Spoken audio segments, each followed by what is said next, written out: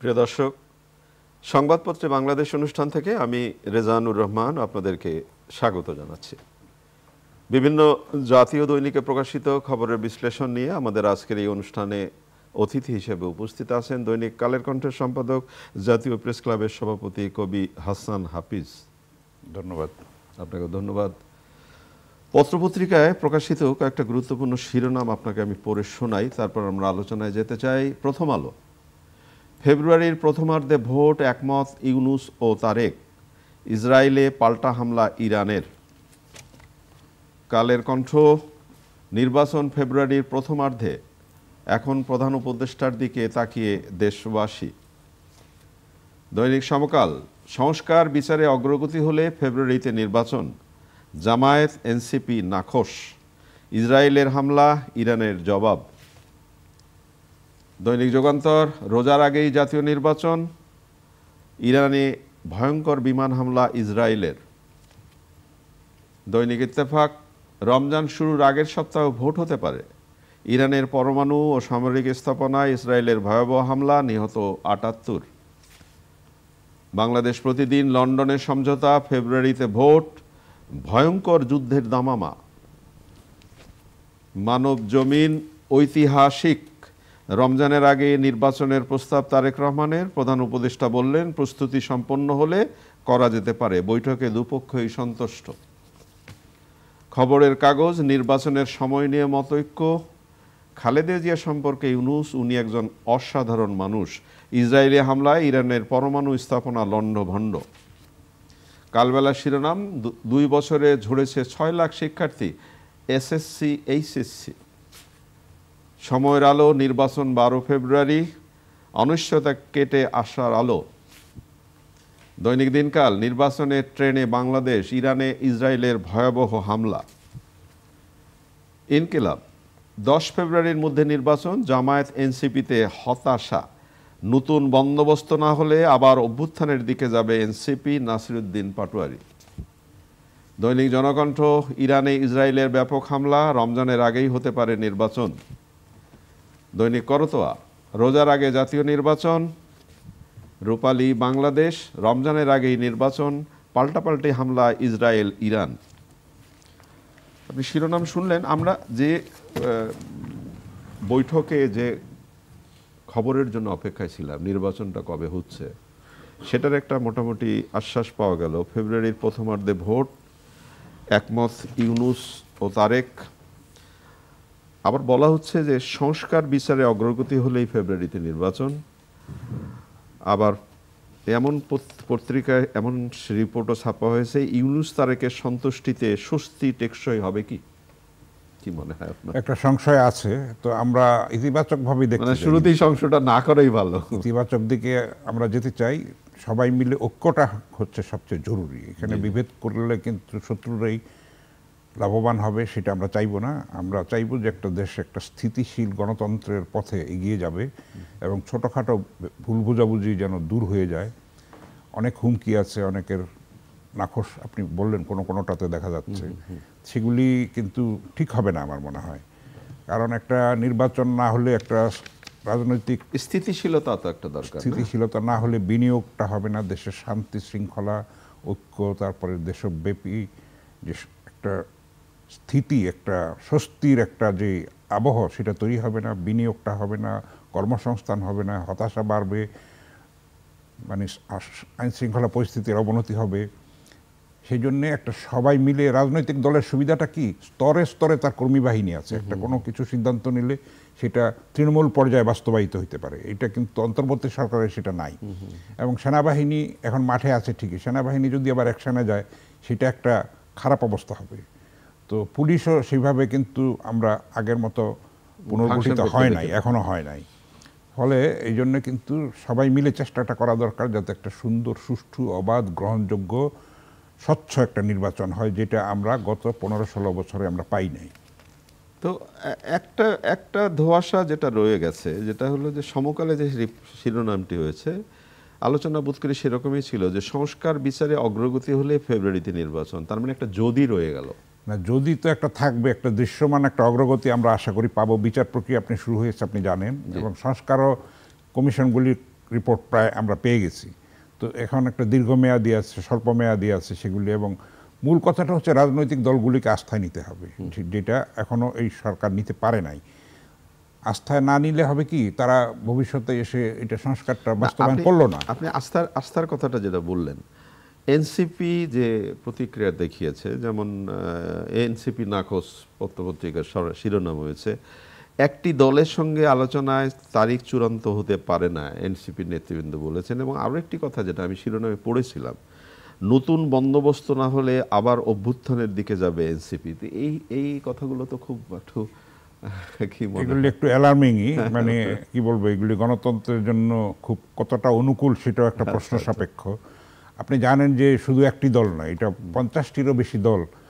একবার ওই যে জাপানে গিয়ে বলেছিলেন যে একটি দল, সেটা নিয়ে অনেক তোলপাড় হয়েছিল। বহু ম্যাক্সিমাম দল চায় যে ডিসেম্বরের মধ্যে নির্বাচন হোক, কারণ আপনার রোজার সময় তো নির্বাচন হতে পারে না, কিংবা রোজার ইমিডিয়েট পরপর হতে পারে না। এটা বাংলাদেশের ইতিহাসে কখনো হয় না। এমন তো না যে এটা ছাড়া আর করা যাবে না, নির্বাচন আগেই করা যাবে। সংস্কার একটা চলমান প্রক্রিয়া। সংস্কার তো আপনি 1 বছর কেন, এটা 5 বছরও শেষ হবে না। সংস্কারের চাহিদা তো নিত্য নতুন আসবে, সেগুলি আপনি সেই অনুযায়ী অ্যাড্রেস করবেন। 3 বছর পরে কি সংস্কার প্রয়োজন হবে আপনি এখন তো এটা অনুমান করতে পারেন না, সেই অনুযায়ী ব্যবস্থাও নিতে পারেন না। তো আমি রাজনৈতিক দলের আস্থার উপরে কেন বেশি বারবার জোর দিচ্ছি, কারণ বাস্তবায়নটা কিন্তু রাজনৈতিক দলগুলিকেই করতে হবে, নির্বাচিত সরকারকেই করতে হবে। তাদের কাছ থেকে তাদেরকে সেভাবে উদ্বুদ্ধ করতে হবে সংস্কারটা যেন তারা বাস্তবায়ন করে, একটা অঙ্গীকার নিতে হবে। আমি তো মনে করি লিখিতই নেওয়া উচিত।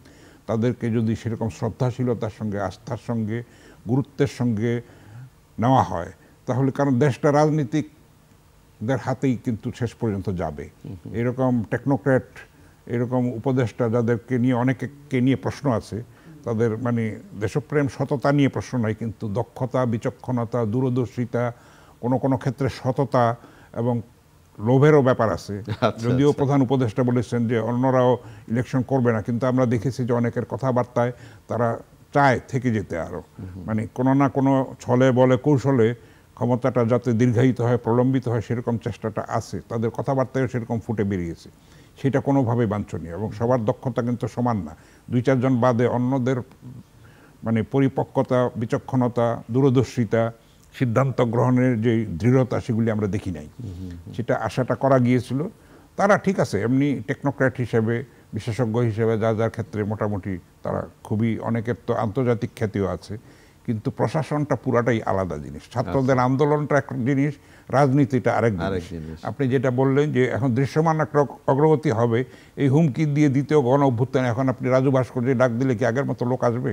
আসবে না। সেরকম কজ একটা লাগবে। আমরা এই ধরনের আশাও তো করি না। না, এটা সেটা ঠিকও না। তো এটা বারবার কি এরকম হবে নাকি? এরকম রক্তপাত, হুমকি, অস্থিরতা, অশান্তি, নৈরাজ্য, এটা কি মানুষ চায়? চায় না। মানুষ চায় শান্তি, স্বস্তি, দুমুঠো ভাতের নিশ্চয়তা, কর্মসংস্থানের নিশ্চয়তা, জীবনের নিরাপত্তা। মূল জিনিসগুলি হচ্ছে এই, সেগুলি একটা নির্বাচিত সরকারই এনশিওর করতে পারে, সেরকম দৃঢ় সরকার।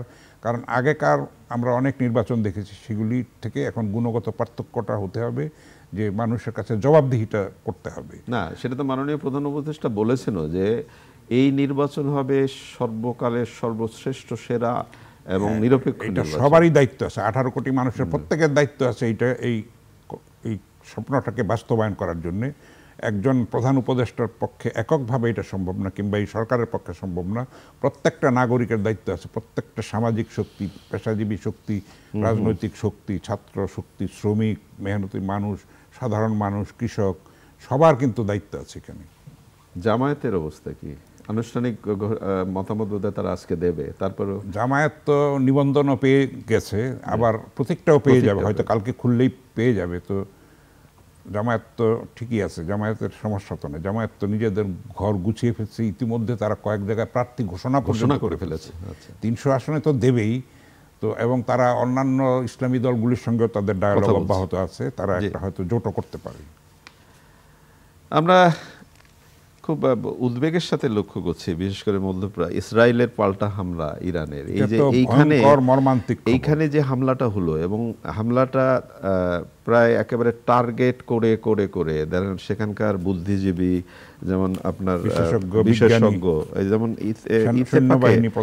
ইত্তেফাকে যেমন বলা হয়েছে যে সশস্ত্র বাহিনীর প্রধান সহ 20 সিনিয়র কমান্ডার ও 6 পরমাণু বিজ্ঞানী নিহত, 78 জনের মধ্যে এই যে অবস্থা, এটা কি পৃথিবীকে কি আসলে আরো অস্থির করবার? অবশ্যই অবশ্যই এটা অত্যন্ত নিন্দনীয় এবং ঘৃণ্য একটা হামলা, এবং এটা মুসলমানদের জন্য, মুসলিম বিশ্বের জন্য একটা ভয়ঙ্কর একটা চ্যালেঞ্জ। তাদের অনৈক্যের ফলে এটা সম্ভব হয়েছে। আপনি যথার্থই বললেন যে মুসলমানদের অনৈক্যের কারণে এটা সম্ভব হয়েছে। না হলে সব আরবরা যদি সবাই ঐক্যবদ্ধ থাকে, পৃথিবীর কোনো শক্তি নাই তাদেরকে কোনো হামলা করতে পারে কিংবা অন্যায় অনৈতিক কিছু করতে পারে। এগুলি ইসরায়েল তো কিছু না, ইসরায়েলের পেছনে হচ্ছে আমেরিকা পুরা জিনিসটা করছে। সাম্রাজ্যবাদী তাদের যে নখর এবং তাদের যে লোভ লালসা, পাশবিক একটা যে বৃত্তি। এবং আপনি দেখেন আমেরিকার মধ্যেও কিন্তু আন্দোলন হচ্ছে, অভিবাসন বিরোধী আন্দোলন হচ্ছে, সেখানকার গণতন্ত্র কামী মানুষ কিন্তু প্রচণ্ড বিক্ষোভ করছে। সেখানেও কিন্তু জেনজিরা রাস্তার মধ্যে আছে এবং সেখানে দমনের চেষ্টা হচ্ছে। কিন্তু আমেরিকার একটা সুবিধা কি, এক এক স্টেটে এক এক রকমের আইন আছে। কেন্দ্রীয় ট্রাম্প কিন্তু সুবিধা করতে পারছে না, পাগলামি করছে একটার পর একটা, কিন্তু সেগুলো কোর্টে চ্যালেঞ্জ হচ্ছে এবং সেখানকার কোর্ট অত্যন্ত পাওয়ারফুল, তারা সেগুলিকে রুখে দিচ্ছে। ফলে সেখানেও একটা অস্থিরতা আছে, বিশ্বব্যাপী একটা অস্থিরতা আছে। একটা শান্তির দিকে আমরা যাব না, কিন্তু নিত্য নতুন ঘটনা আমেরিকা ঘটিয়ে চলেছে, বিভিন্ন জায়গায় ঘটিয়ে চলেছে। সেগুলি এটা রুখে দাঁড়াতে হবে, ঐক্যবদ্ধভাবে রুখে দাঁড়াতে হবে। সেটা তো সবচেয়ে জরুরি যে ঐক্যবদ্ধভাবে রুখে দাঁড়াতে হবে, এবং বিশেষ করে মানুষকে হত্যা, মানুষকে এটা তো আসলে মেনে নেওয়া যায়। এবং ইরান হচ্ছে সেই দেশ যেখানে আমেরিকান রাষ্ট্রদূতকে আপনি জানেন যে প্রায় 150 দিন এটা জিম্মি করে রেখেছিল। পৃথিবীর ইতিহাসে কিন্তু আর দ্বিতীয়টি নাই। তো ইরান তো রুখে দাঁড়াবেই, সেটা ভয়ঙ্কর হবে। ইরান তো বলেছে যে তারা পাল্টা জবাব দেবে, জবাব দিতে শুরু করেছে। এই যে পাল্টা জবাব চাই না, আমরা শান্তির কথা বলতে চাই। মানে যেগুলি ভুলভ্রান্তি করেছে তারা ক্ষমা চাক, সেগুলির জন্য রুখে মানে বিশ্ববাসী বিশ্ব বিবেক করে উঠুক। আপনি গাজার যে ঘটনা ঘটছে এগুলি তো নজিরবিহীন, বছরের পর বছর। বিশ্বের বিবেক বলে কিচ্ছু আছে বলে আমার মনে হয় না। সবাই একটা অন্ধ একটা, এটা কিসের মানুষের সভ্যতা এগিয়েছে, কিসের মানে মানুষ জ্ঞান গরিমার গর্ব করে, আমি তো এটা বুঝতে পারি না। আমাদের দেশের আলোচনায় একটু আসতে চাই না, বিশেষ করে করোনা। যেমন আপনি আমাদের অফিসে ঢোকার সময় দেখছেন মাস্ক পরার অলরেডি নির্দেশ আছে। সেই নির্দেশনা বোধ করি এখন শুরু হওয়া দরকার। যেমন একদিনে রেকর্ড পরিমাণের মৃত্যু, একটি পত্রিকার শিরোনাম 5 জনের মৃত্যু, আরেকটি পত্রিকার 7 জনের প্রাণহানি।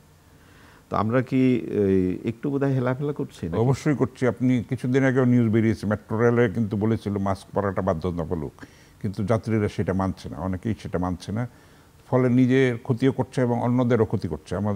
আমাদের এই মুহূর্তে আমাদেরও মাস্ক পরা অনুষ্ঠান করা দরকার। অনুষ্ঠানের কারণেই আমরা এই মাস্কটা পরি নাই, কথা বলতে, যেহেতু আমরা বেশ দূরত্বের মধ্যেও আছি কথা বলার ক্ষেত্রে।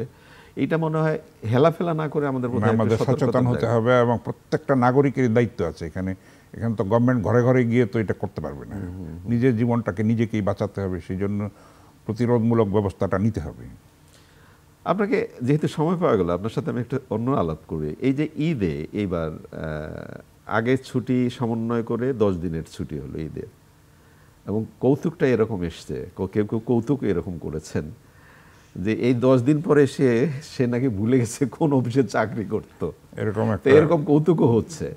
তো সেই জায়গা থেকে এই যে ছুটিটা মানে বিশেষভাবে কাজে লাগানো, ছুটির পরে এসে দেশের কাজে লাগানো, এই মানসিকতাটা কেমন দেখছেন? এত লম্বা ছুটি তো পৃথিবীর আর কোথাও আছে বলে আমার মনে হয় না।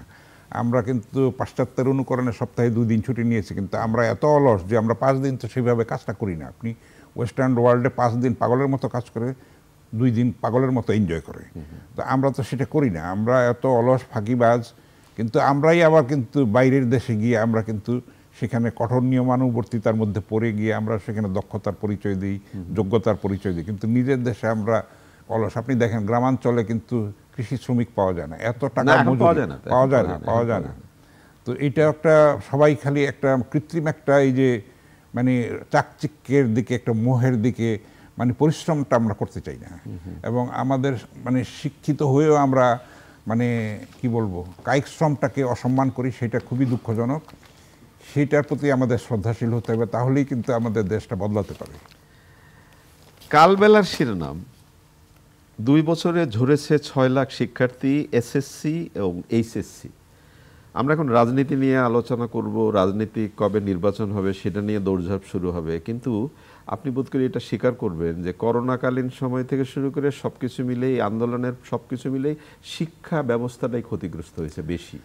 খুবই, শিক্ষা ব্যবস্থা তো ধ্বংসই হয়ে গেছে। করোনার সময় আমরা বেশি বাড়াবাড়ি করে বন্ধ দিয়েছি, আশেপাশের দেশগুলি কিন্তু সেরকমভাবে করে নাই, পেছনে পড়েছে। আমরা মানে না বুঝে সিলেবাসকে কার্টেল করেছি। এখানে শর্টকাটের তো বেসিক শিক্ষাটা তো আমাদেরকে থরলি দিতে হবে, সেগুলিও করেছি আমরা, ফলে অনেক পেছনে পড়ে গেছি। আপনি সব কিছুর মূলে তো অর্থনৈতিক স্থিতিশীলতা দরকার।